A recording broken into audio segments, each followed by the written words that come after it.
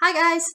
So it's time to find out what book I'm going to be reading next, but first I want to show you the books that I bought whilst on holiday. In case you haven't seen my review video that I would have posted just before, I have just literally like an hour and a half ago or something got back from my holiday and I've literally turned on my laptop, done my videos and everything. So these are the books that I have bought whilst on holiday. They're all fiction books. So these will all be going into my fiction jar. So the first one is a debut novel by Jane Harper called The Dry. Now this was a book where I picked this up in like Waterstone's W.H. Smith or something, and I read the back of it and thought, oh, that sounds quite interesting. Put it down. Next day, I went back, picked it up, put it down. Then the next day I went back and I'm like, right, this is the third day in a row now I've picked this book up. I'm going to have to buy this. And it's a murder mystery, which is a family are killed in Australia during the worst drought in a century. So tensions are high, the heat's building up and all this lot, and a murder takes place. And it's about the investigation of what's going on. And the husband of the family is, the Hadler family, is the one who thinks did it. And because he killed himself after the murders took place, everyone assumes that he did it, but this police investigator thinks otherwise. So this is, it's a murder mystery set in Australia during the worst drought in the century, trying to figure out what happened to this family.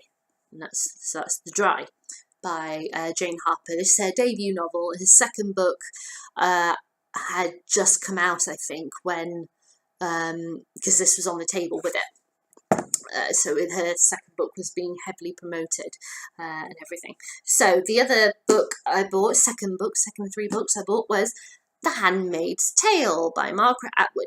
Now, Handmaid's Tale, I am watching the series at the moment. I absolutely love it. I think it's fantastic. Now, the book itself, I have put off reading this book for years. Now, the only reason why is because friends of mine who have read this book, all of them have said, no, this is rare that all of them have said this. All of them have said it's a really difficult book to read. Really difficult. Now, I don't know if that meant because of the contents, because of what happens, or because of the way that it's been written.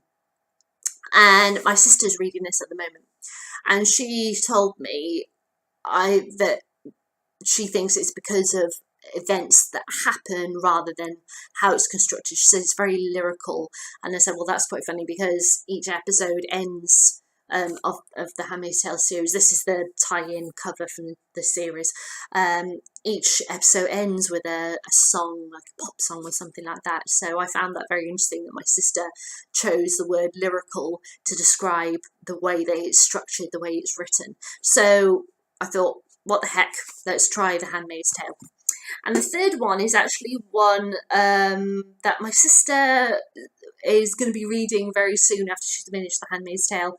And she told me about it, and I really wanted to try it.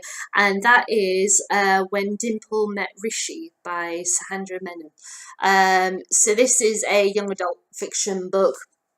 And it's all about a girl called Rishi who wants to escape, traditional parents, that, kind of thing, go off to university and all that lot.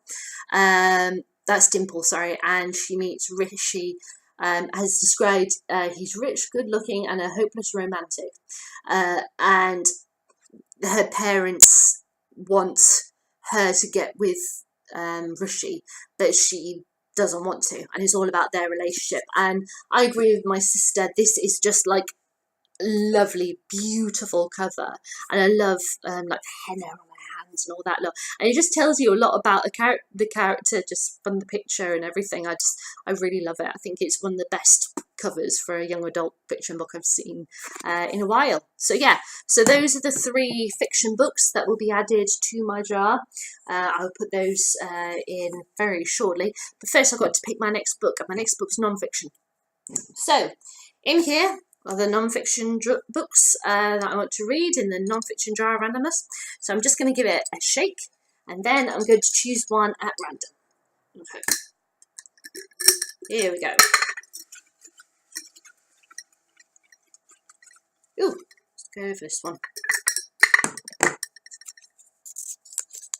Okay, and the book is... Oh, I've got two in here, but one's still folded up, so I'll put the folded up one there. Oh, it's Stephen Fry's biography. So I've got 2 out of the 3, so I'll just be reading the 2. So the first one is Moab is My Washpot, and then the second one is The Fry Chronicles. So I'll be reading 2 non-fiction books in a row. So yeah, Stephen Fry, you know, the actor, presenter, overall genius man that he is, has written 3 books, so his biography is split over 3 books, but I've only got 2 of them. Moab is My Washpot is the first one, and The Fry Chronicles is the second one. When he was launching his second one, I had a chance to, he was at the Cheltenham Literature Festival, and I had a chance to meet him, and he signed my book. He was absolutely lovely. And he said he liked my name, so that's very nice. Yeah, he said, oh, Becky, that's a really lovely name. So yes, I'll be reading Moab is My Washpot first, since that's the first one of the 2 books that I've got, by Stephen Fry, and I will be back with my thoughts on that as soon as I'm done. Alright then guys, bye!